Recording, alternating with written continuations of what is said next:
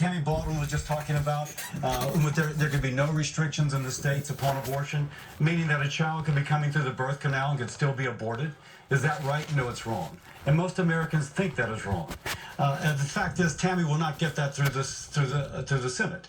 There's not 60 votes for allowing that. On a bipartisan basis, it's already been rejected.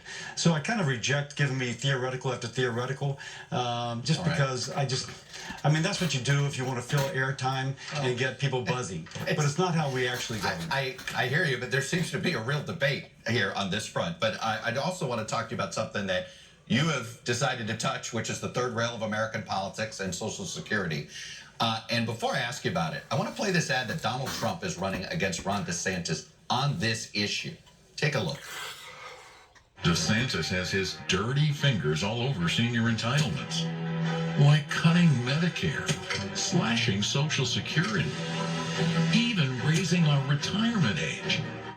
How much harder is the former president and, frankly, most now Republican elected officials who are suddenly running away from touching anything with Social Security, Medicare, or Medicaid? How much harder is this making your job of trying to convince Republicans to have this conversation?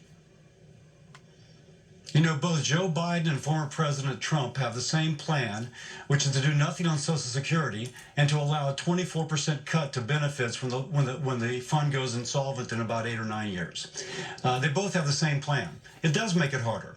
When your leading presidential candidates have made the decision to deceive the American people and to say there isn't a problem, when every actuary who looks at this says that there is a problem, and someone who's currently receiving 80 years old, otherwise would be in poverty, will get a 24% cut in their benefits by current law, it makes it very hard when they are so irresponsible. It's true for President Biden. It's true for former President Trump. Let me ask you, in this effort to get reform, are you open to tax hikes? I mean, it's going to have to be some combination of tax hikes and probably raising the retirement age. What we have is a big idea. And in our big idea, we create a fund which is separate from Social Security. We put about $1.5 trillion in it, and we allow it to be invested in the nation's economy. There's no risk borne by the beneficiary, and there's no Social Security dollars put into this separate fund. And we allow it to sit there, and we allow it to grow. And at the end, it helps bridge Social Security to sustainability. All the risk is borne by the fund. Now, what you do in the additional 25%, that is 75% of what we need to do. The additional 25% are dials that politically we have to come together and resolve. If one side proposes something, the other side will demagogue it. We see Trump and we see Biden demagoguing it now. We need honesty with the American people, but we have a big idea that solves 75% of the problem, and that's a pretty good idea. Well, Senator Cassidy, it is a tough issue for you to try to take Let's go.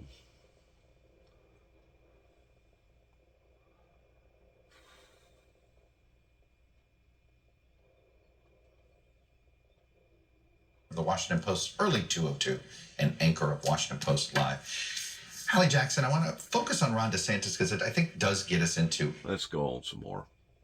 This is tiresome.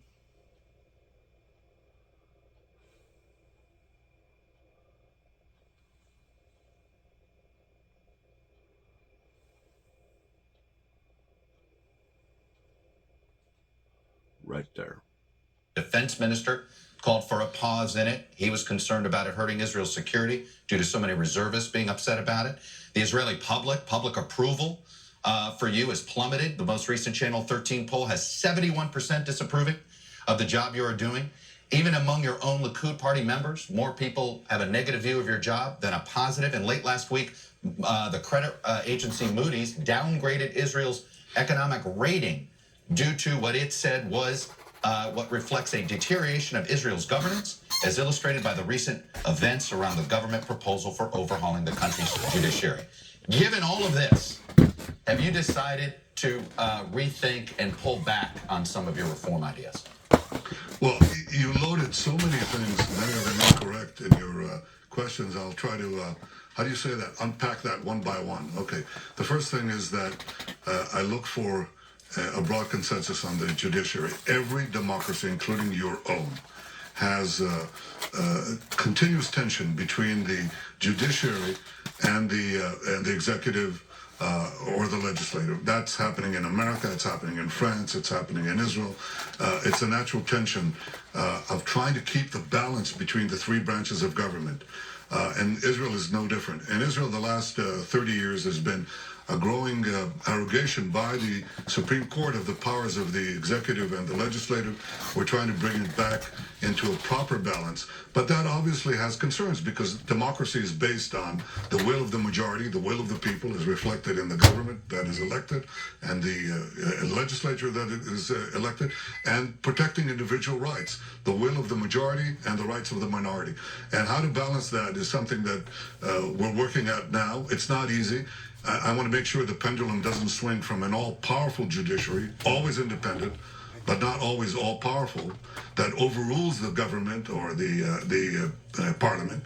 But at the same time, I don't want the parliament overruling automatically every decision of the Supreme Court. So I've decided to take time out, try to get a balance between the opposing views, and there are strongly opposing views in both sides of our society, and I hope to reach this by consensus. I think that's actually the right thing to do, and I'm doing it. But do you understand why perhaps your opponents in the country just don't take you at face value about the judicial reforms? Because you yourself would benefit from these reforms due to your corruption trial and the ability perhaps to make this either corruption trial totally go away or be delayed.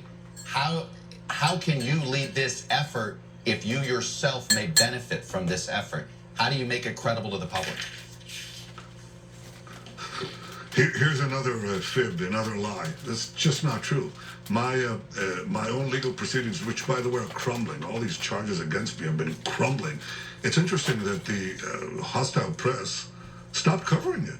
Stopped covering the trial the minute it began because things are just crumbling one after the other. But be that as it may, it's important to understand the judges in my case have already been chosen. I've made it absolutely abundantly clear that the reform will not affect any judge who today or tomorrow in the future has to deal with my case. So my case is completely independent from this. And the thing that has people the Knesset did change they did change the incapacity law. Wants judicial reform. Right? They changed the incapacity law on the prime minister. I don't know what all this is about. I think it's got to do with corruption over there. Basically the same thing that we're going through over here pertaining to politics. Senators be considered in a... Okay. Let's go forward. No, sorry about that. A little more. You know, you wonder who has attacked our media. And it's basically... Meet the Press Now, streaming weekdays at 4 p.m. It's basically the commercials. The mom and pop industries pertaining to advertisement. That's what's taken over our media. Because you can't turn on the TV without somebody having a commercial. And that's one of the reasons why that I don't put commercials on my stuff. I don't allow for it because I don't want people to think, well, I'm getting paid nickels and dimes for everything that I put out there on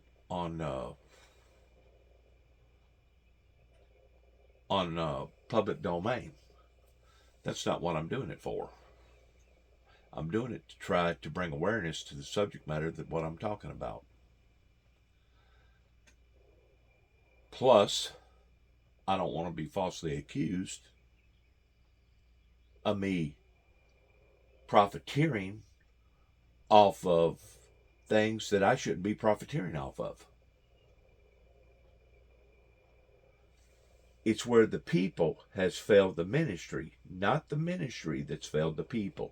I continue to keep saying that because if the people would have done the right thing, I would have already had a Joel Osteen support team or congregation in behind the Windmill Ministries missions.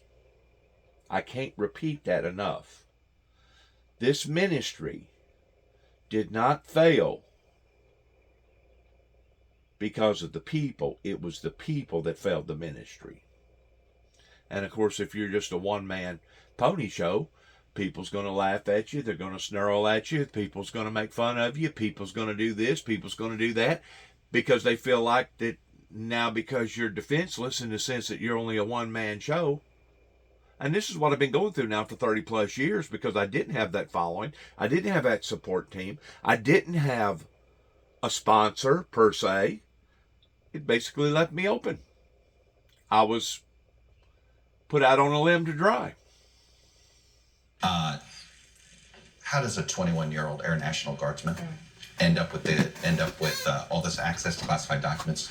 Last time I checked, Hertz rental car seems to have more scrutiny of our youth when it comes to deciding who gets that car than apparently the U.S. military. That's my question. How does a 21-year-old enlisted member of the Massachusetts Guard get access to TS level information? So it's one of two things. Either it was part of his job to review this stuff, and then he took screenshots or hit print and walked out with it, which he shouldn't have done, obviously, or I read somewhere he was a specialist, a technician.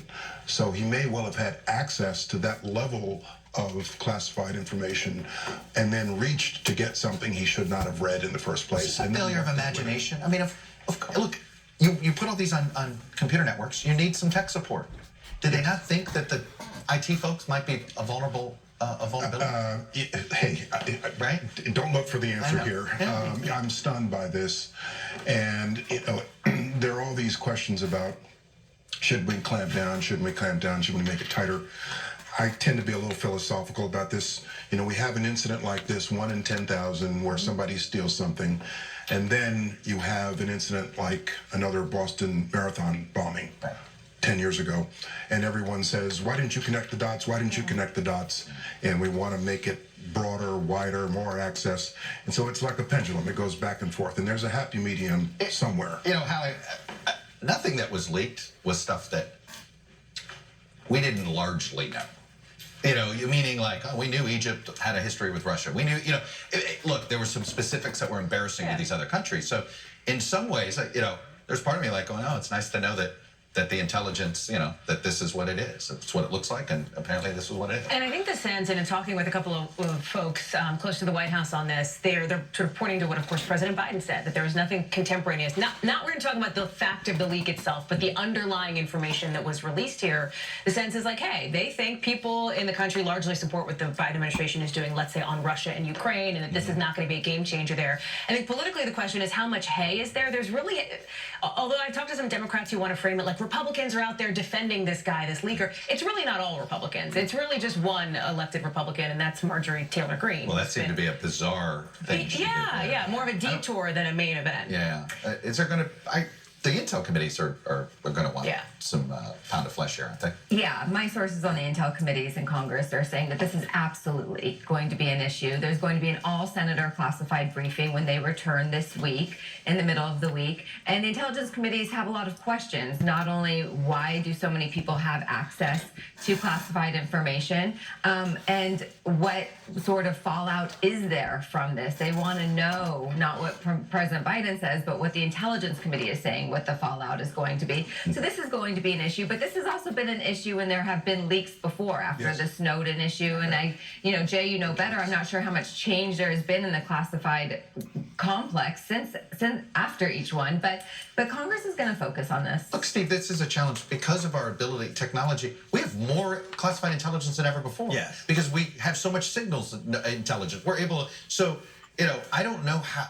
We have this issue with so much incoming. Yeah. That does need to be sorted through and filtered. No, I mean, I think this is downstream from the overclassification problem. There's no question about it. More than 1 million people have access to U.S. government top secret clearances. I mean, that's a problem. I think it needs to be narrowed. I don't buy the argument from Joe Biden that this is of no great consequences, and the people I talk to in the intelligence community don't buy it either. You think about the ways that Joe Biden has downplayed other issues related to national security and intelligence. The Afghanistan withdrawal was just fine, went according to plan. There was no real intelligence problems with the China balloon collection.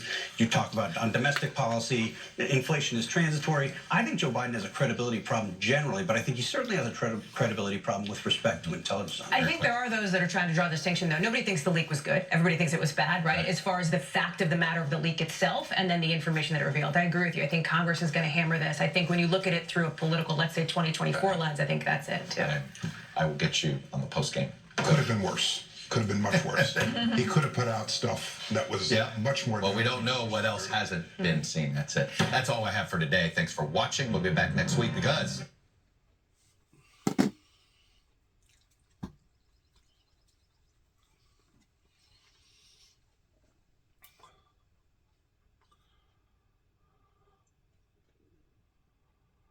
All right, looks like that's going to be the end of that. I thought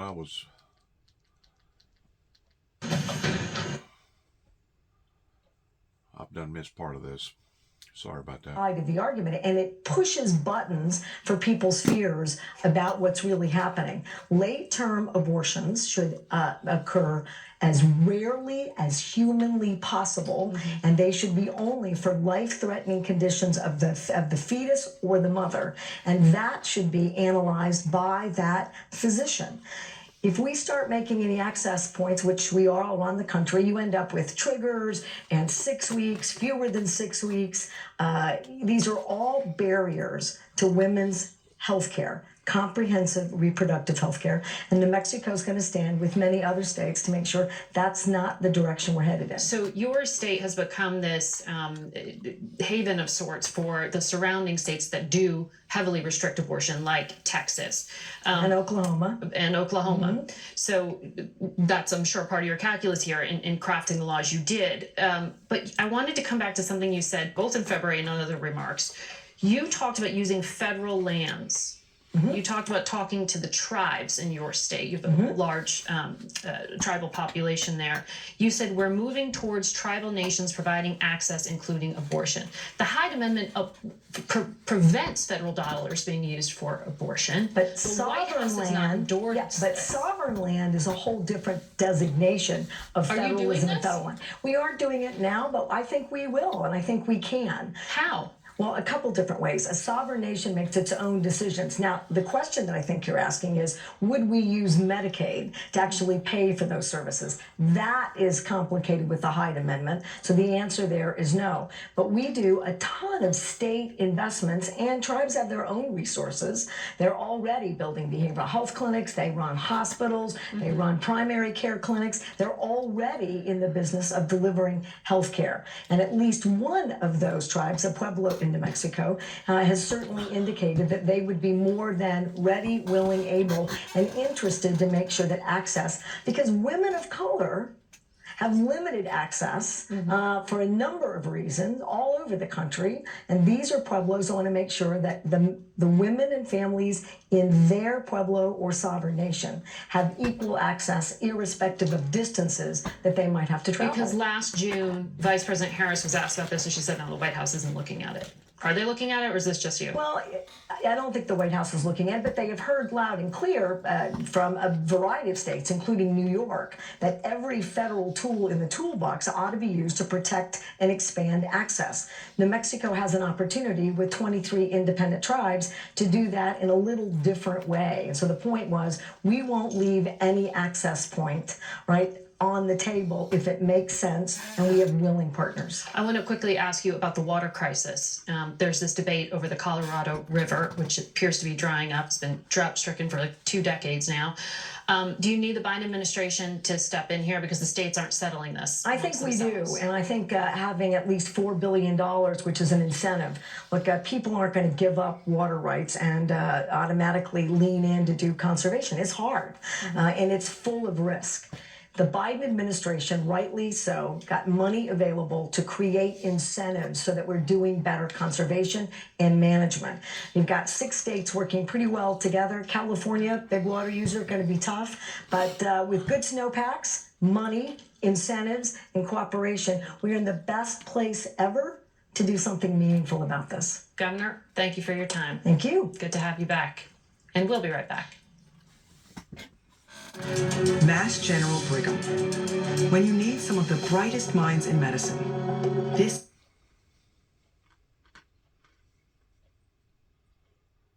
at least $4 billion, which is an incentive. Look, people aren't going to give up water rights and automatically lean in to do conservation. It's hard, and it's full of risk.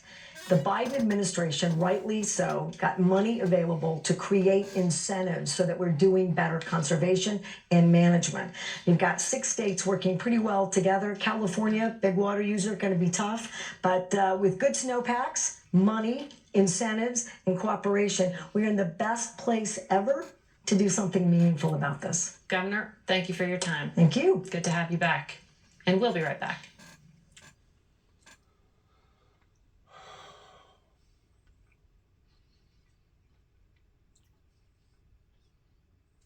Side of the argument, and it pushes buttons for people's fears about what's really happening. Late-term abortions should occur as rarely as humanly possible, and they should be only for life-threatening conditions of the fetus or the mother, and that should be analyzed by that physician. If we start making any access points, which we are all around the country, you end up with triggers and 6 weeks, fewer than 6 weeks. These are all barriers to women's health care. What they are is arguing points that is based around somebody's opinion, deviating away from the actual problem, which is the problem of what I was talking about a while ago. The problem is that a lot of these girls have abused the system in going out, getting abortions, simply because it's going to interfere or crimp their lifestyle. It has literally broken the hearts of so many young men out there, good men, that would have been willing to have stood beside their woman, or, if all else failed, at least supported the child in the sense of a good parent. But because the laws have been abused so much, it would be like jerking the biscuit out of somebody's mouth after you putting the biscuit in there, and now all of a sudden you're going to tell them, no, you can't do that. That's a big no-no. Well, it should have been a big no-no to begin with, but we have set back and allowed for this to fester and to grow proportionally out of control, to the point that whenever Roe versus Wade did change, that's whenever everything kind of blew up, politically speaking. Publicly, emotionally, psychologically, physically, it all blew up. So it's become a arguing point for politicians to grab onto, but in actuality, it shouldn't be an arguing point, because you got to go back to its original concept, of its original origin, of why that abortions ever got legalized to begin with. And it was based around the very same thing that this lady just got through talking about, and based around the very same things that I was talking about a while ago, as far as a woman's health, a child's health, rape, incest, etc. All those was all factors that was put into play before they ever legalized abortions 50 plus years ago. They should have known, whenever they done that just like anything else, if you give somebody an inch, they're going to take a mile. They should have known that it was going to be abused by so many people out there. But I think what has startled them is that they didn't realize how badly it had been abused, especially whenever you get to looking at all the abortions since that law come into play. What is it, something like 70 million children have been aborted? Something like that? And that's just the ones that they know about. And my statistics may be way off. And if it is, I'm sure it's a conservative number. Now to the Republican chairman of the Intelligence Committee, Ohio Congressman Mike Turner. Good to have you back. Thank you. Do you have any sense yet of the scale of the damage caused by the leak of this classified material by apparently this 21-year-old airman who has been arrested? Not completely, but clearly there's damage that's done. I mean, we have documents classified because we don't want them to get in the hands of our adversaries, and these have been widely circulated. So obviously these are damaging both the United States and to our allies. You know, what's troubling here is, when you look at the documents that were circulated, that without the care of its handling, these relate to actual real people. The marks on maps are real people, and they can impact people's lives, and that's certainly our concern.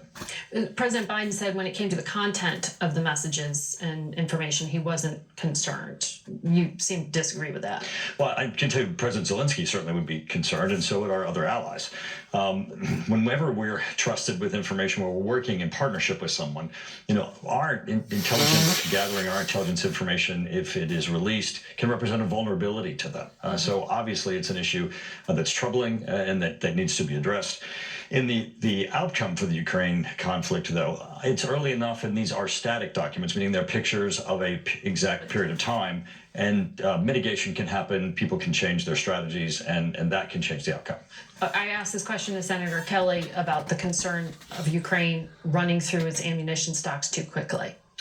Right. So some of these documents would be in the form of management documents. When you look at inventories or depleting inventories, they too are static. What they show is a to-do list, and what we need to do and our allies need to do to help Ukraine to replenish those. It doesn't indicate that they have no other sources, and that in fact they will run out and be completely open and vulnerable to Russia. Okay. So not necessarily. It would be a leap to say Russia will have air dominance on this date because they run out of this thing. On the leak itself, the individual who is accused here, Mr. Teixeira, there's video that's circulated of him saying racist things, shooting guns, anti-Semitic things. He's apparently posted these things on social media, and they were there undetected for a long period of time. What part of this needs to change? Because clearly the protocols failed. Right, absolutely. And if you look at the actual complaint and affidavit that was filed when he was arraigned, you have the also admission from the Department of Defense that they are able to track his movements. So clearly he was having access to documents that he should not have had access to. And someone should have been paying attention, tapping him on the shoulder and ending that access. But in this instance, as you just indicated, through life patterns that were clearly signals that he might be a likely leaker of information in the future. And then also the access that he was having to this information should have been cut off. He should have never been having access to this level of classified information that could hurt the United States. But he was working basically in tech support. It wasn't necessarily analyzing this information. Right, he had no reason, there was no need to know for him of the information that he was accessing. And the Department of Defense admits in the affidavit that they had the ability to track him. That's going to be the questions my committee is going to be having. So we're going to be having hearings on this. And what we need to do, and from the 9/11 Commission, we learned that we needed to more widely disseminate classified information so that people had actionable intelligence that they could piece together puzzles. Clearly, we've gone too far. And where we have an instance where someone in Massachusetts who's looking at documents with respect to war plans in Ukraine, and the Department of Defense knows, and that's what our committee is going to be looking at, is how do we make certain that we make changes. So to make those changes, I want to ask you to clarify this, because there are some conservatives saying things like Tucker Carlson has, your colleague Marjorie Taylor Greene, in defense of this individual, this 21-year-old man. She called him essentially heroic, white male, Christian, anti-war, an enemy to the Biden regime. She said he told the truth about troops being on the ground in Ukraine and a lot more. Well, first off, let's be clear. There are no U.S. troops on the ground in Ukraine, other than the troops that are normally at an embassy protecting the embassy. We do not have boots on the ground. We do not have troops on the ground. So it's absolutely incorrect assumption from the documents that this individual leaked. The other aspect is he's guilty of if he's brought through this process and he's found guilty, it will be of espionage. It's of being a traitor to your country. That's not someone who to look up to. That is someone who has compromised his country and has certainly compromised our allies. That's not the oath that he took. That's not the job that he took. Right. You are in the Gang of Eight, that small group of lawmakers that gets access to some of the most classified information, including the documents that were found at the residence of President Biden, President Trump, and former Vice President Pence. Have you looked at the documents, and are your questions answered? Treachery is a very, very stiff penalty. And in just about all countries, it is a automatic death sentence. In this country, it is still a death sentence, but because of your liberal judges and liberal doctors, they have minimized a great deal of that to the degree of giving them lifelong sentences, usually in Guantanamo Bay. But treachery is one of the worst things that you can do, and that's basically what they charged. I think it was 4 or 5 people up there in Washington, in the Capitol, Washington D.C., pertaining to the insurrection. Now, I've had some people say, well, they didn't all have a bunch of guns and it wasn't a bloodbath. It was an attempted insurrection that people puts in the category of being an insurrection. No, it was not a bloodbath. If it was a bloodbath, it could have been an overtake of the government, which would have actually been a coup. That wouldn't have been looked upon if that occurred towards it being an attempted insurrection, but it would have been an actual insurrection. But so many people want to take so many different things out of context pertaining to the wording and changing the wording of the event that actually occurred to the point that I have a tendency to believe that almost the majority of them are out of their minds and they don't know what's going on around here. And it's really sad. It's sad that we have seen so much blood and so much sacrifice to put this great nation ahead, a step ahead and beyond all the other nations, and to think that we are tragically neglecting our responsibilities, just like the government not being on top of this individual and him doing what he was doing. I mean, it speaks volumes. It speaks volumes about the gross negligence that our Department of Defense is basically bewitched by. I'm going to use that terminology, bewitched. It's almost like that they got other things on their minds towards being the dragon slayers other than going after the dragons. Well, whenever you yourself is a dragon and you've been put in the position towards being a dragon slayer, odds are you're going to let the other dragons get away with what they're getting away with. So many people out here that has these positions that's supposed to be law and order, supposed to be to our defense. In actuality, they could care less about people's rights. They could care less about people's health. They could care less about people's well-being. They only care about themselves. And to some extent, they don't even care about themselves. And, you know, the Bible says to love thy neighbor as thyself. Well, what are you going to do if you're living beside somebody that don't love themselves? That's the point of where we are right now as a nation, is that you have people that literally hate themselves. And because they hate themselves, they have become disorderly, they have become cruel, they have become indifferent, they have become possessed with these evil demonic spiritual influences that is causing people to do what they're doing. That's the reason why I put more emphasis on the spirituality side of it than I do the political side of it, or even the medical, psychological side of it. Now, they can throw out there all they want. Oh, it's a mental health issue. Oh, it's a mental health issue. Oh, it's a mental health issue. Well, that sounds good in theory. It really does.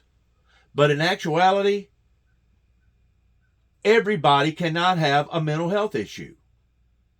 We understand that a great deal of these people have gotten exposed to some chemicals, either naturally or maybe their mother was on drugs or their father was on drugs that caused them to be like they are, or maybe they just fell into a trap and now they are basically ruined for life.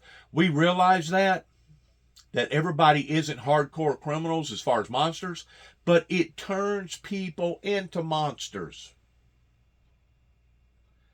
And what gains access to that body that's going to do something like that? It's going to be an evil demonic spirit. Anything that causes harm and hurt, trouble, division, sorrow, pain, agony is all of the devil. Every bit of what I just got through saying is in the category of the devil, because it is not in the category of God the Heavenly Father through the Son and the Holy Spirit. Answered? Right. No, so the Department of Justice has not been forthcoming in this, and they've been somewhat disingenuous, and certainly both the House and the Senate are going to have to address this. One, the documents that were delivered to Congress are not complete, and secondly, they don't identify whose documents they were, whether they came from the trove of Biden's behind the Corvette, or whether or not they came from Mar-a-Lago. That obviously has to be addressed. Timing ought to be able to tell us, but still at the same time to deliver those documents without even designating whose documents they were clearly shows, an unwillingness to be work closely with Congress. And this also, it's incomplete. I can tell you this, in the reviews that we've had so far of indexes that do include the documents, there's no nuclear codes here. There's no one had anything that was an extreme imminent threat. Have you seen everything? We've seen the index of them. Okay. We've gotten some of the documents delivered to us. But the Department of Justice really needs to come clean. They need to deliver the documents to Congress. They promised them to us, and they need to work with us so that we can get an assessment of what happened here. There are laws that need to be changed so that we can more protect our classified documents and those who handle them. And so we need them to work with us. The White House gave access to the classified after-action report on Afghanistan about a week ago. Have you seen it yet? I have. And? I'm very concerned that the Biden administration is looking more for fault, blame than really action items as to what we need to do. What clearly happened here in the abrupt departure from Afghanistan is that a number of mistakes were made. We can only make certain that we don't repeat those mistakes if we're able to really understand them. Congress has put together an Afghan commission that is reviewing our time there and our exit. I think that's going to be a very helpful avenue also of getting an understanding of what happened and how do we not do this again. Congressman, it's good to have you here. There's a lot to get through, and we hope to have you back soon. We'll be back in a moment. This is what you run into from changing the positions of the guards from Donald Trump's administration over to Biden's administration, and people basically lose sight of the promises and the obligations that has already been made prior. You basically don't have good communication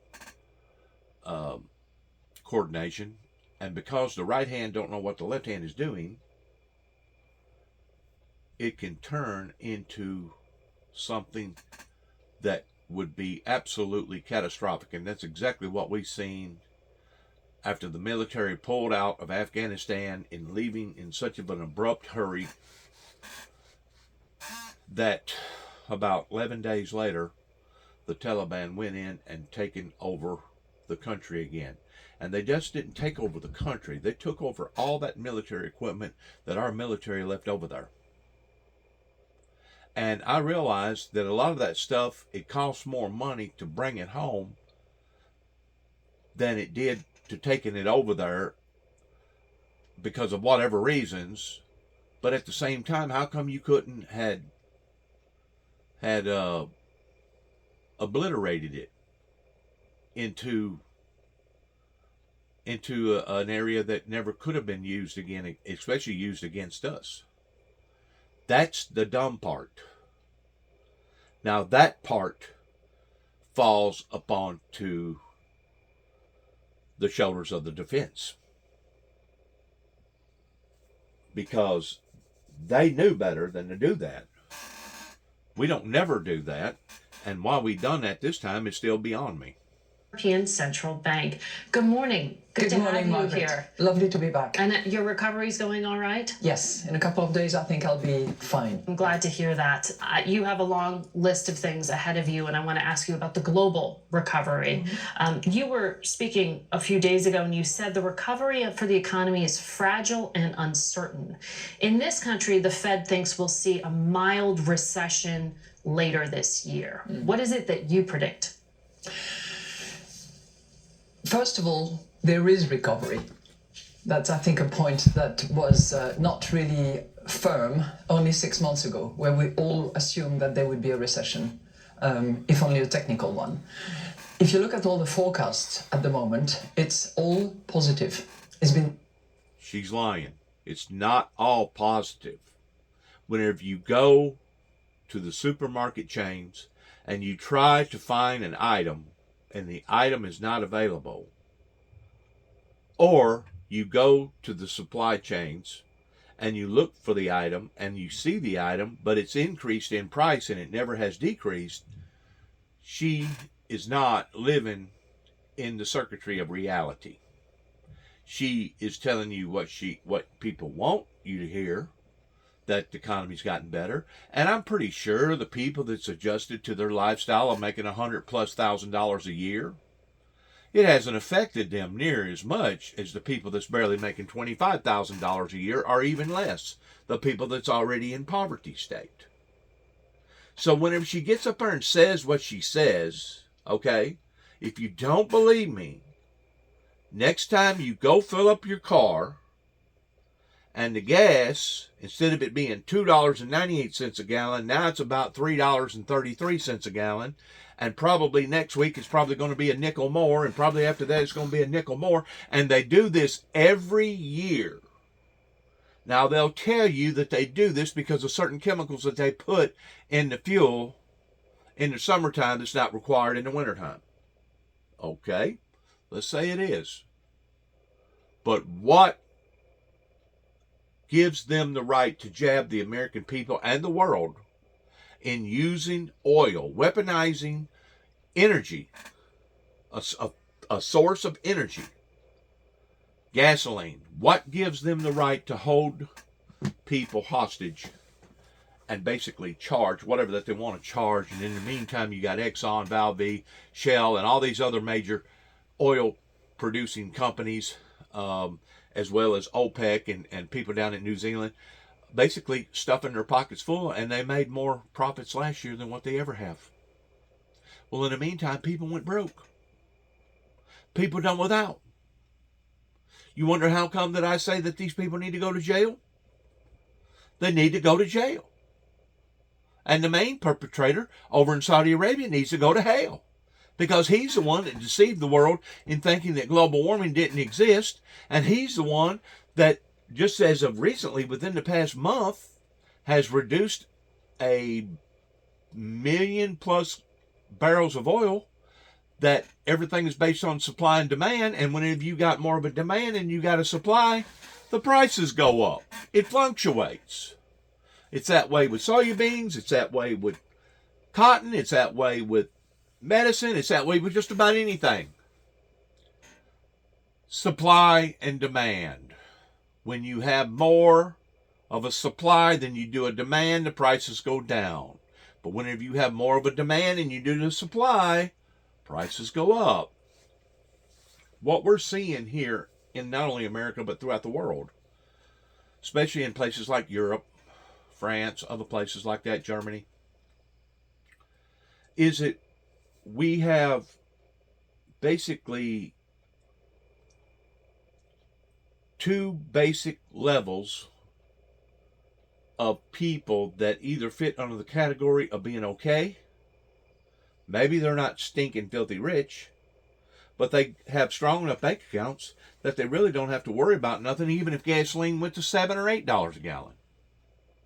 But then you knock out the mid class to where, you know, back whenever I was growing up, there was that dream that if you was loyal to a company and you was a hard worker, you could work and maybe accomplish your goals by paying off a house, having a little bit of rocking chair money and living the rest of your life in a decent way. Well, that dream has almost completely dissolved. It's almost evaporated to the degree that now the middle class almost doesn't exist.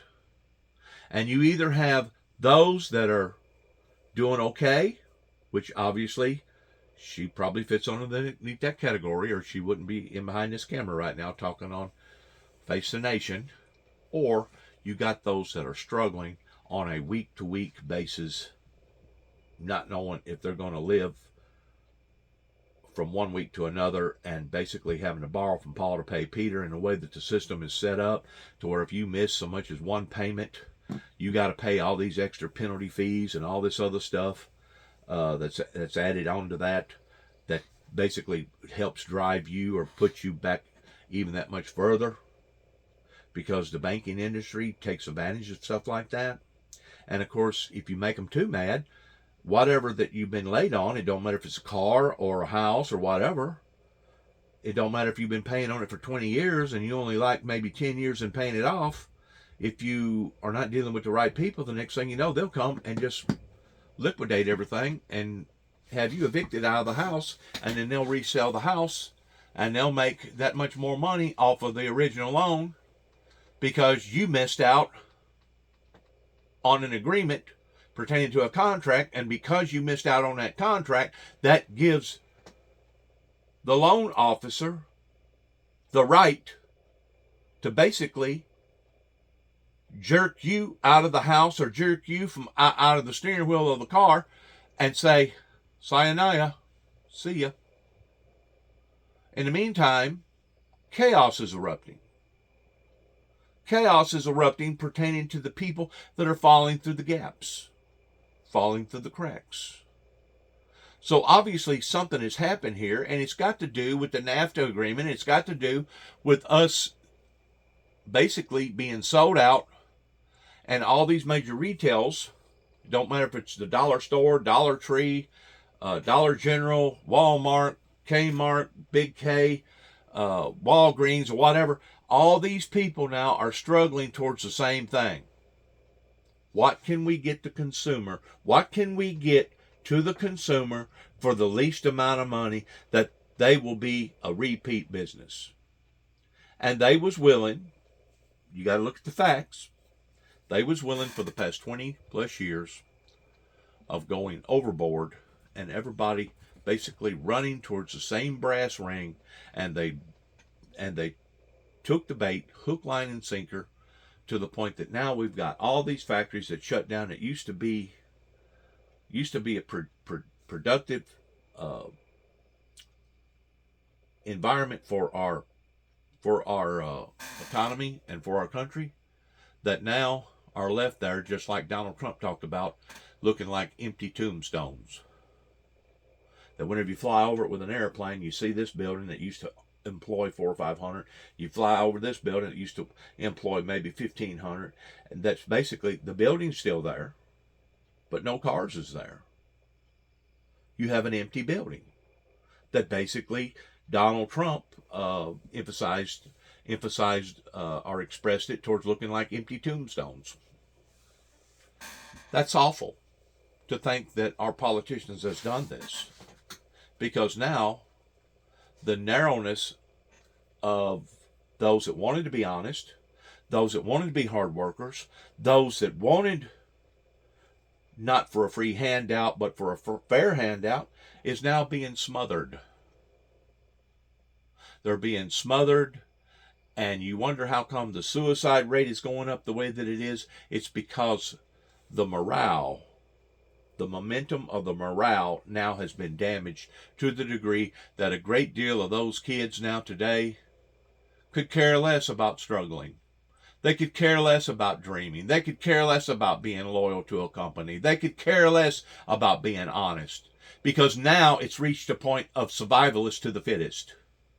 And if that means getting out here and selling drugs illegally and making money that way, if it means being a prostitute and making money that way, if it means towards going out here and stealing, robbing, conniving, manipulating, or doing whatever, then that's what a great deal of these sane people now that was in the same category of being good, hard, honest people that now have chosen the ultimatum. Whose fault is that? That is the adults and the baby boomers' fault that has put us where we are right now. We have been sold out to these major industries in all these other countries. And if you don't believe me, you can walk in the majority of them, pick up the bottom, and look at where it was made, and you will see that it no longer says made in the USA. And if that's not one of the saddest features that's happened to the American people in the past 30 plus years, I will kiss your tail and give you 30 minutes to draw a crowd. We've been sold out. Not only was the founder of the Windmill Ministries put out on a limb to dry, hang out and dry, but now so many others has been put out on the limb to dry. And I'm talking about young people. I'm talking about people that's, less than 40 years old. 40. There's a whole gap right there of people that's in between 20 and 40 years old that are struggling so badly right now because they didn't have the right means. They wasn't born with a silver spoon in their mouth. They may have made bad decisions in their life, just like I've made. And they may have been at the wrong place at the wrong time, and they done the wrong thing. Maybe they swallowed the wrong pill, and now they're suffering because of it, because it's almost made them completely retarded. Or maybe it's affected their bodies to the point that now they can't operate like they should. They can't stay awake. They can't work. They can't function. They can't do this, can't do that. We are under attack. We have been invaded. And this invasion started in 1988 whenever the country decided to go left instead of go right. I think we're under some sort of a curse myself because of the way that people laughed and mocked Jimmy Swaggart in the Jimmy Swaggart charade of him getting caught with a prostitute, even though he was a minister and even though he was a married minister. The way that the public reacted over here in America was one of the most shameful things that I think that I've ever experienced in my whole entire life. It would be the same thing if everybody in America in 1963 started laughing and hee-hawing because JFK got assassinated. It would be on the same pretense, even though one was a politician versus the other one being a preacher. You don't laugh over other people's misfortunes. Because you know why? Because you'll be judged of that. And the very misfortune that you was mocking and laughing people about may actually be the very misfortune that comes back and bites you in the tail.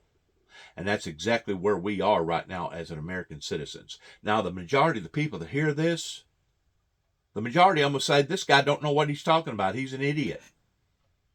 Oh, really? Then you got to go back to the Bible.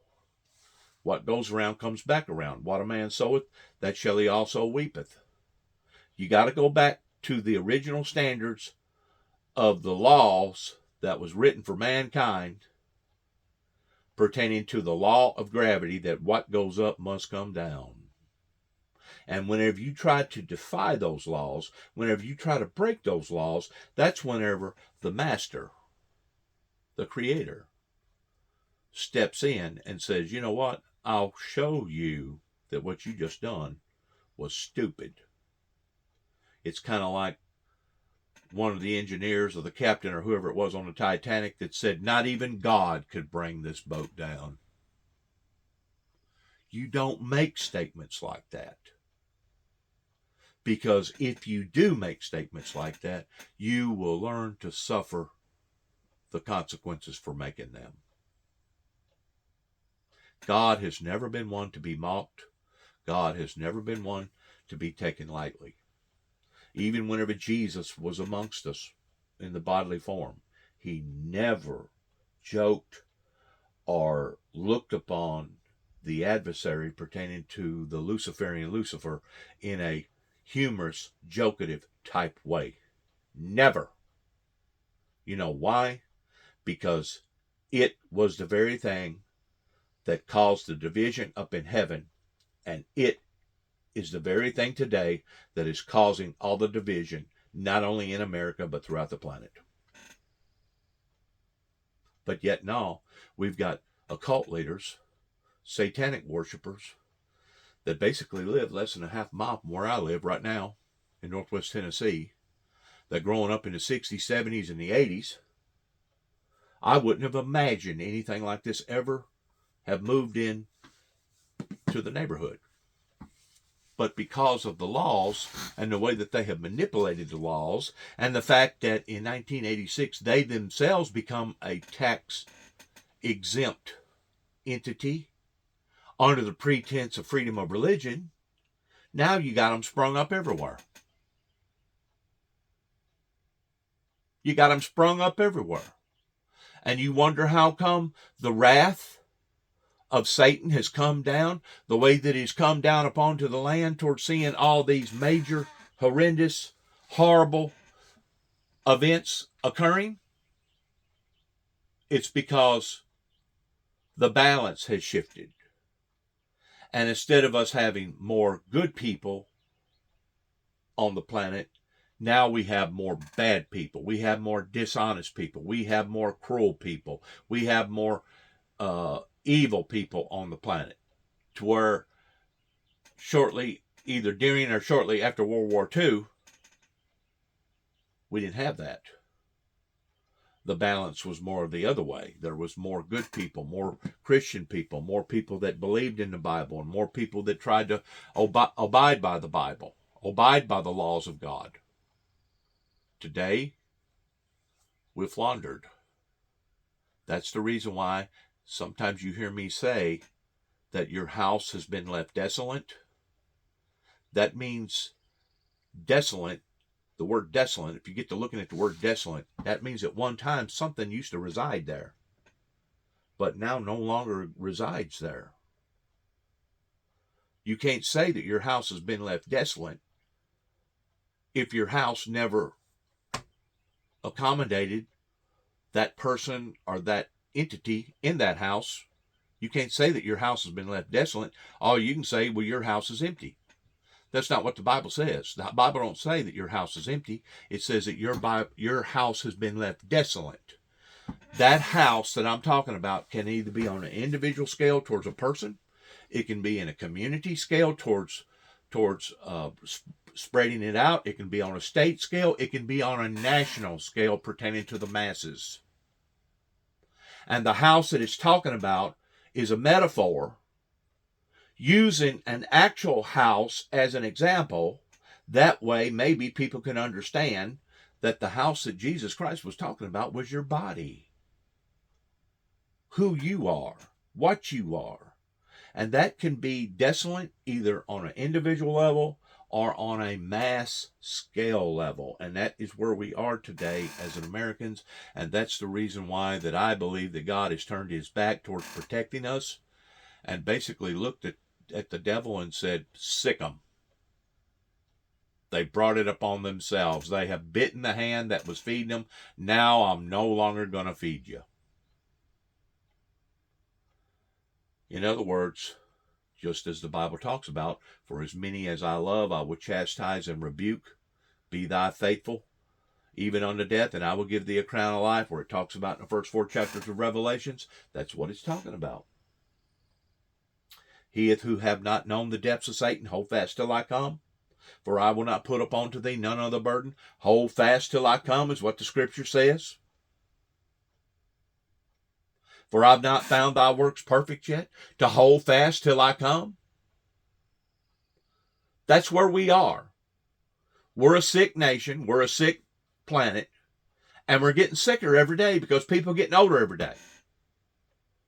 Health issues are springing up now everywhere.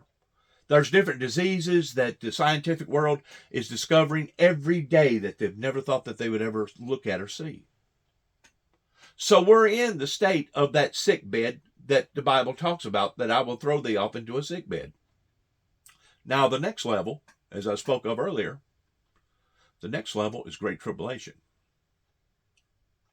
And whenever that occurs, you'll know that it was not the hand of the devil, but you will know that that was the hand of God, because it will be the same Father that created all the elements, including the earth, that has all the right to destroying that in which what he's created, especially whenever he has a bunch of people down here on the planet that don't show true appreciation of gratitude towards who and what they have pertaining to the Heavenly Father. It's very simple. What a person soweth, that shall he also reapeth. Whenever things gets out of balance and you got more bad than you got good, bingo, you should figure that out. Shouldn't be all that hard to decipher. It's been slightly downgraded, but overall we have a recovery, and we are faced with high uncertainty because of multiple factors. They're calling a recovery that gasoline is no longer $5 and $6 a gallon around here, not counting diesel being as much as $6 and $7 around here. Places in Illinois and out in California, it was as high as $9 and $10 a gallon. They're calling a recovery the fact that the petroleum oil companies ain't jabbing us today like they was last year. That's what they're calling a recovery. It's not a recovery. It's a standstill. We've stopped. But the damage has been done. You still got people out there that's late 2 or 3 payments on a car. Some people can't even make their house payments, can't even make their rental payments. Some people can't even afford to put shoes and clothes on children. You got people out there that's doing without medication so that they can eat, or they're doing without food to be able to get their medication. So what this woman is telling you is a lie. We are not on the road of recovery. We're in a dormant state. We are in an eloped state. We're eloping is what we're doing. We're not going drastically across the cliff, but yet, no, we're not yet running away from it neither. We're kind of right there in the middle. We're in a loping type state right now, and it wouldn't take very much at all to put it right back where it was, towards people going broke by the thousands. Not by the hundreds, not by the dozens, but by the thousands. It wouldn't take much to push people back over the edge, especially those that was already living on either a fixed income, or those that has health issues, or those that are struggling, that they never could get ahead in paying for their home, and they're being out like $600, $700, maybe $800, maybe $1,200 for rent. And now, instead of living on this side of town, now they've got to be forced towards going where the infestation really is, down on Section 8. So whenever somebody like this gets on TV and tells me what she's telling me, she is blowing smoke. Of the world, it's the war in Ukraine, it's the financial stability that clearly has been shaken up a bit by the US and Switzerland development. It's inflation that we are fighting. It's all that which really create a halo of uncertainty around a recovery that we want to embed. That's pretty much where we are. So there were those recent bank failures here in the United States, also one in Switzerland. Given that, it sounds like you're saying you don't see a hard landing. You're seeing a positive trajectory for the global economy. I think we have a narrow path to navigate, which requires that both the governments and the central banks around the world adopt the right policies. Given the bank failures we just saw, you hear from bank CEOs in this country this idea that they're getting more cautious about lending money, largely, that there's some contraction in credit there. How concerned are you, and how does that complicate your planning? It's funny you should ask complication, because in a way it facilitates my planning and it complicates the future as far as because it slows down business activity. Yes. So you don't have to raise rates as much or as we don't have to reduce. We'll see, because we need to really measure what will come out of this financial events that took place recently. Crisis. What impact will Say it it. have? Crisis. How will banks react? How will they assess risk and how much credit will they lend? But if they don't lend too much credit and if they manage their risk, it might reduce the work that we have to do to reduce inflation. So it'll boomerang. So they have to have repeat business. If not, their doors can't stay open, is what she's saying. Okay, but if they reduce too much credit, then it will weigh on growth excessively. There are predictions that the US could default in its national debt as soon as June, some say September. And we have a political standoff in this country, virtually no negotiation happening on how to resolve this. Does that undermine your confidence? There is no resolve. The system is broke. You can't continue to keep putting patches on it.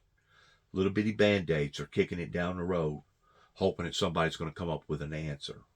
In the meantime, you're continually getting deeper and deeper in the hole. I've used this theory before. It's as if you're a mountain climber and you're climbing up a mountain and you grab a hold of a root or an area that you think is secure, and all of a sudden you slip and you go down 10 feet and you only went up 3. And then you start struggling again towards going back up that cliff, and you maybe get 4 feet or 5 feet, and then all of a sudden you slide down 6 or 8. The bottom line is this. You're just like a dog chasing after its tail, going around and around in circles. You're moving, but you ain't going nowhere. That's what's happening right now with the American inflation, and one of the primary reasons because of that is because there was too many cooks in the kitchen and there was too many people taking advantage of the system. And whenever you add COVID and you add the war in Ukraine and then you add the stunt that the petroleum product market's done in raising the prices, now you got the perfect storm. In other words, they have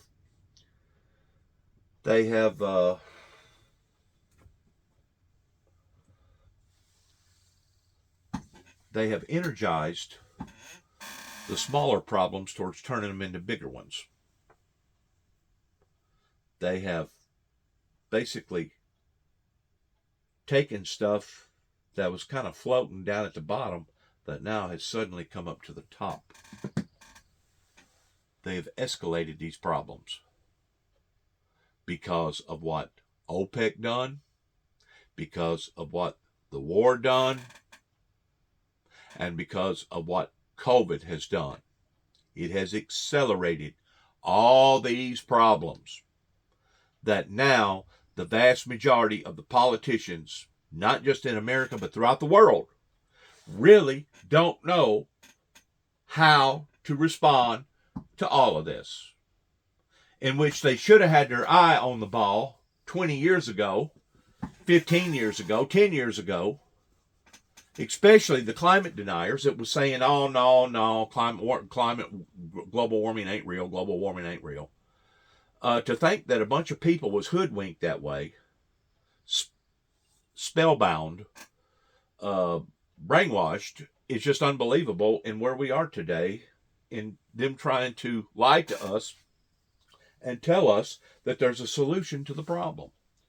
The only solution to the problem, and I've used this analogy before, is just like the little farmer that planted the crop and only about a third of it or half of it come up.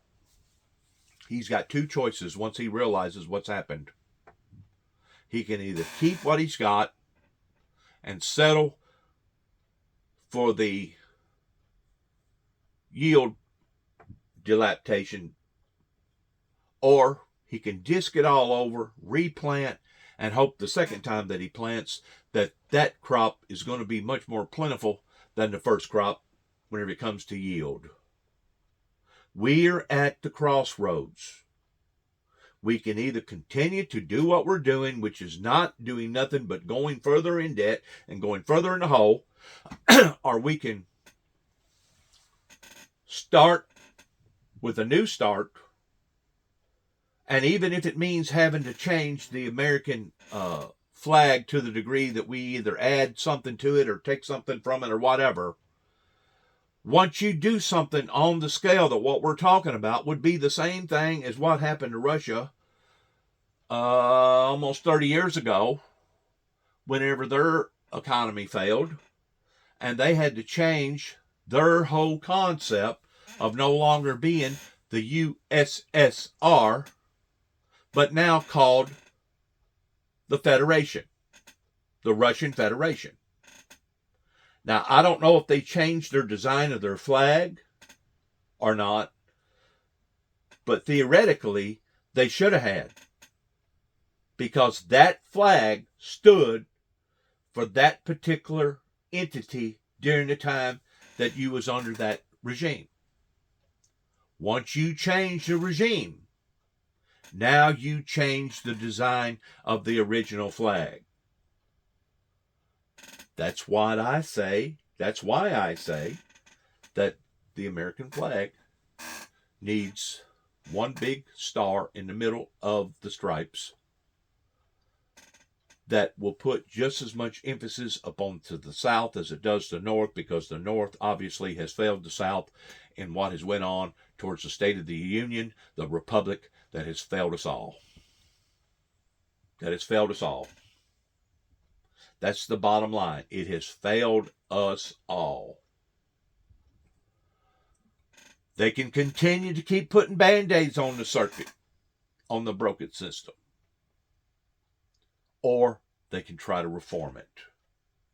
Just as I heard somebody say, I think it was a few years ago, I don't know who it was, pertaining to the New World Order, is she spoke up and said, well, they need to conform the old world order before they engineer a new world order, because if you can't keep things in check pertaining to the old world order, what makes us think that you're going to keep things in check pertaining to the new world order? And of course, you got China that wants to be the king of the mountain. You got 2 or 3 other people out there that's struggling towards the bartering system money deal going on. And it's really sad.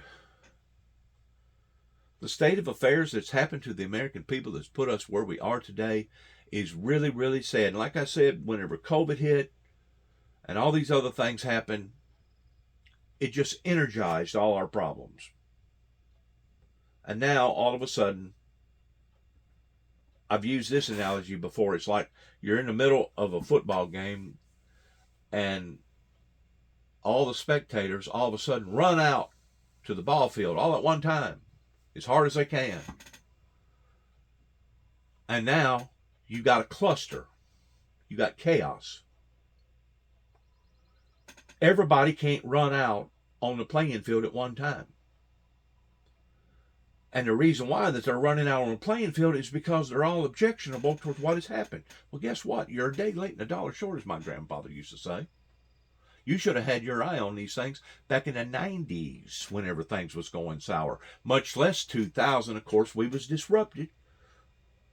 In 2000, 2001, we was disrupted pertaining to a diversion that was created by 9/11 that took our eyes off of the subject matters that we should have been focusing upon, and now all of a sudden started focusing on other matters. You keep in mind that the war in Afghanistan was a $2 trillion+ war. That in and of itself sucked up $2 trillion that's added on to that national debt. And that's being conservative about it. If you really added it up towards the losses of the equipment on top of that, and the loss of life, and people being mangled and crippled and blinded and limbs torn off, I mean, the number goes way, way up of a mistake that our politicians put us in.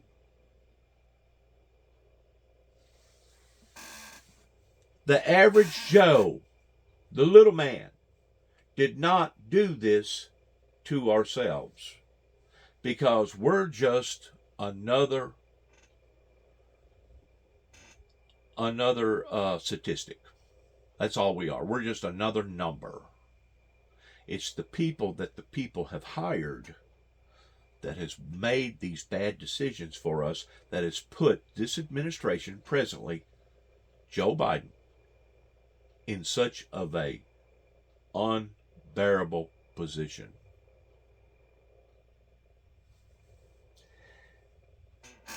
Unbearable.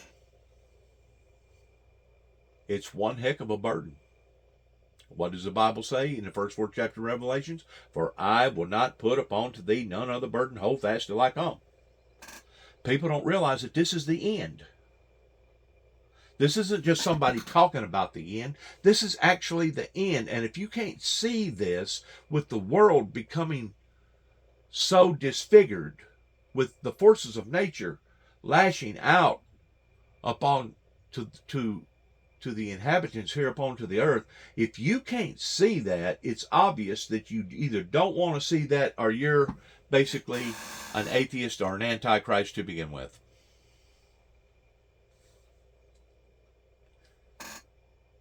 Confidence in the United States, and what message does that send to the world? I have huge confidence in the United States. You know, ever since my year in this country, in this city, in 73, 74, I have had confidence in this country. And I just cannot believe that they would let such a major disaster happen of the United States defaulting on its debt. This is not possible. I cannot believe. I would like to enthusiastically believe that the American people aren't going to do that neither. But whenever you weigh out the lesser of the two evils, which is worse? Continue to go through what we've been going through towards this slow roll of emotions, and this haggling over this, and this happening, and this sucking down this, and this being a burden of that? Or is it a better thing just to basically nip it at the bud and start all over? That's where we are. I would like to be enthusiastically wrong. I would like to think that somebody could wave a wand over the American government and all of a sudden all our problems would suddenly go away. But I just don't really think that's realistical. Do you? Realistically speaking, I don't think that's going to happen, because we have climbed off into this hole, and it's going to take we, the people, to climb out of the hole. That it would happen.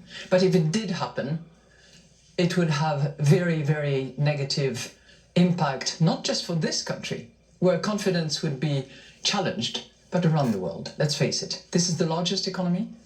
It's a major leader in economic growth around the world. It cannot let that happen. I understand the politics. I've been in politics myself. But there is a time when the higher interest of a nation has to prevail. That's right. And that's the reason why, from a military perspective, the way people look at things is based upon the demands of the many outweigh the demands of the few. And whenever you have to be cornered in the position that other people has put us in throughout the past 25, 30 years, then you make a choice between the lesser of the two evils. Then you make a choice between the lesser of the two evils. Which is better? To continue to crawl, go backwards, haggle, not getting nothing done for the people, going in debt every day, or being like the little farmer and disking it all under and planting it again, and this time putting up different barriers, more barriers if that's what it needs, still protecting people's privacy interest and who they are, towards them not wanting to be out into the eyes of the public. I mean, people don't realize that whenever I put out these videos and I make my comments that I'm making, there's nut jobs in the world. There's nut jobs right here in my neighborhood. And whenever you voice your opinion the way that I am, you automatically possibly put yourself and your family at danger, at risk. Well, at this point in time, in what all has happened to my life, I feel like that I don't have nothing to lose. And if I was to lose my physical life here upon this planet, it would actually be gain in the spiritual life towards me leaving all this hellacious hell that these evil demonic reptilians has created and going to the afterlife.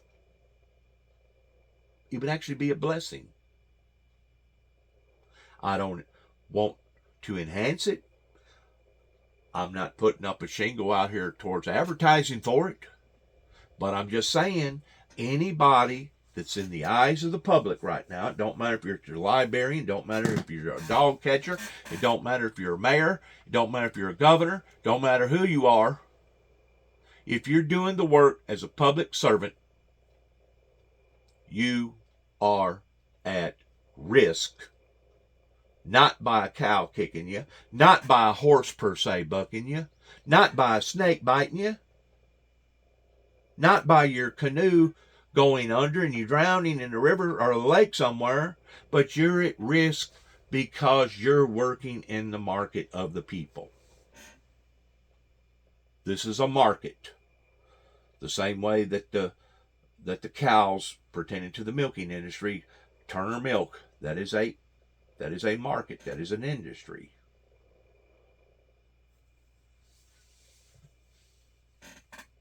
I'm sorry. And you think that will happen? I have huge trust in this country, yet again. You're bringing a lot of optimism to a show where we don't have a lot of optimism. Oh, I'm Madam sorry. Lagarde. No, I like it. It's interesting. It's a change. I want to ask you, though, about what you just said in terms of U.S. leadership. You look to the other side of the globe, and Xi Jinping has said he wants China to be the world's leading power by 2049. And Beijing is very interlinked into so many economies, particularly in Europe. Is the U.S. losing global influence?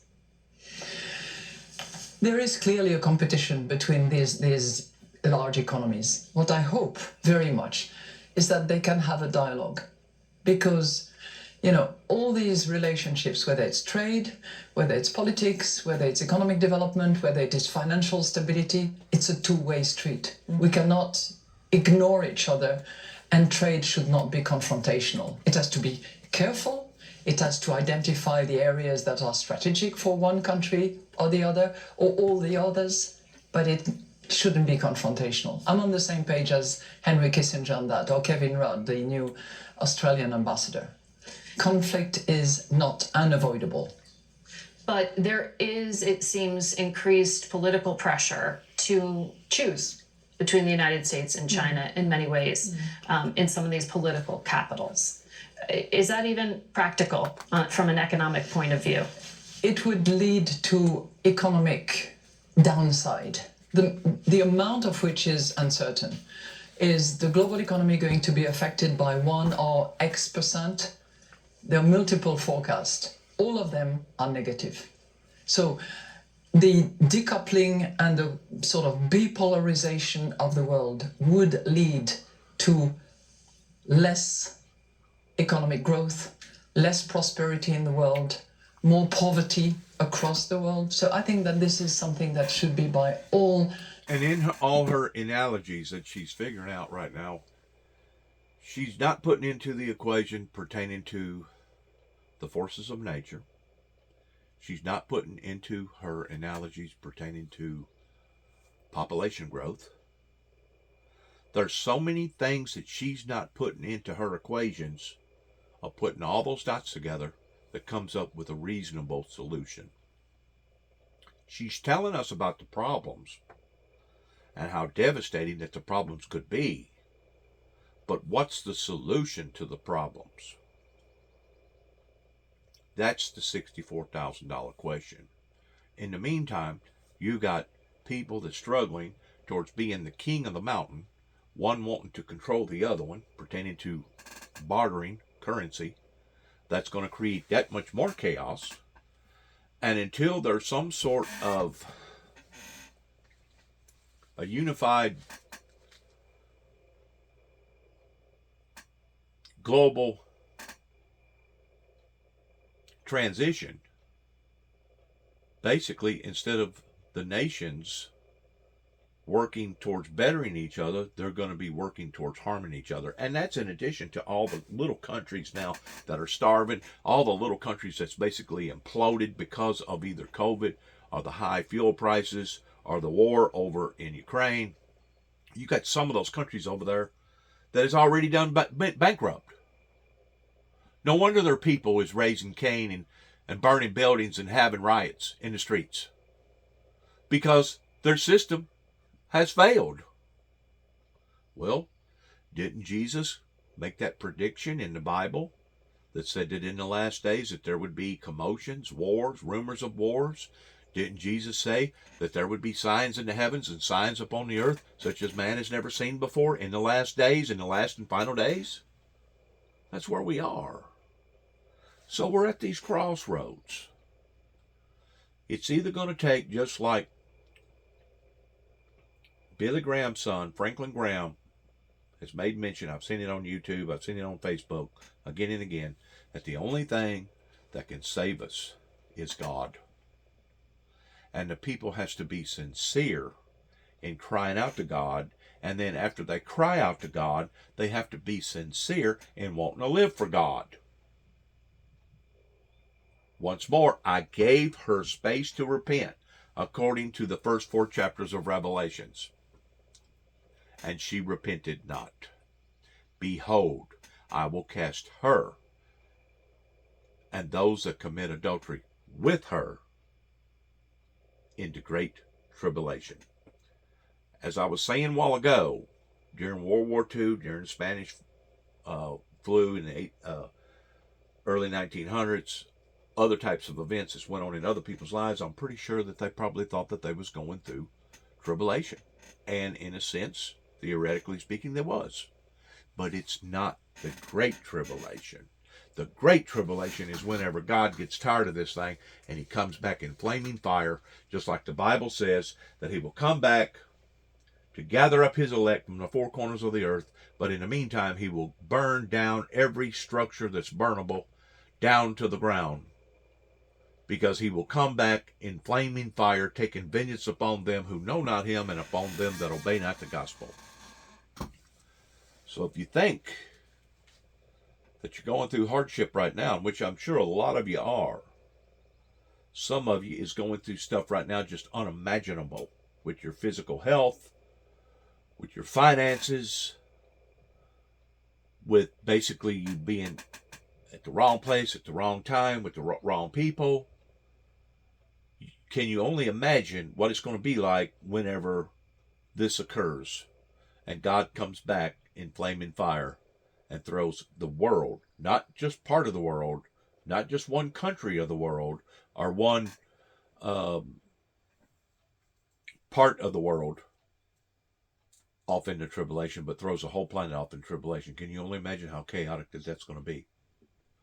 And this is where our leaders need to pay very, very close attention to what's happening on a global, international scale. Because this will be, according to the Bible, the worst of the worst, and it will be so horrifying that it will be absolutely unimaginable for people's wild imagination to begin to fathom in just exactly how horrifiable that event will be. And if you're left here, you'll go through that. You go through that. That's the reason why I say I'd rather be dead. I'd rather die 1,000 deaths than to go through any of that. Because you're talking about cannibalism. You're talking about zombie type people walking around eating and killing one another. You're talking about apocalypse. There's no other way to explain it or express it than what it says in the Bible. You're talking about the end of days. There's only one way of preventing it. That's through God.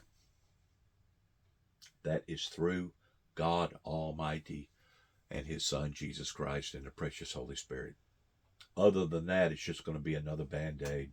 It's just going to be another attempt towards kicking the can down the road. Avoided. Madam Lagarde, it's always wonderful to have you here. Thank you. We'll be right back. Hi, I'm Jay. We're going to end this right here by telling everybody we love them in the Lord. God bless you. God bless America. God bless our endeavors before we go from here. Good luck to each and every one of us, especially those who are severely affected by all this, either emotionally or physically, financially, whatever way. We just want to pray for you and pray for the situation that you're in. We want to thank you for your time and thank you for your prayers. Thank you for your concerns towards sharing and caring. And we want to say thank the good Lord of those that are living, that are grateful for the things that they have, regardless whether it be small or great. And thank the good Lord for everything that he has done, everything that he's doing, and everything that we believe that he's going to do. Because we believe that there is hope, and we believe that there is going to be a revival. We believe that in the revival will elevate to a revolution, and that we will figure out through the Holy Spirit, through God, and what to do and how to do it towards the nations, healing through a great spiritual anointing healing that the world obviously is in need of. Thanks again. God bless and shalom.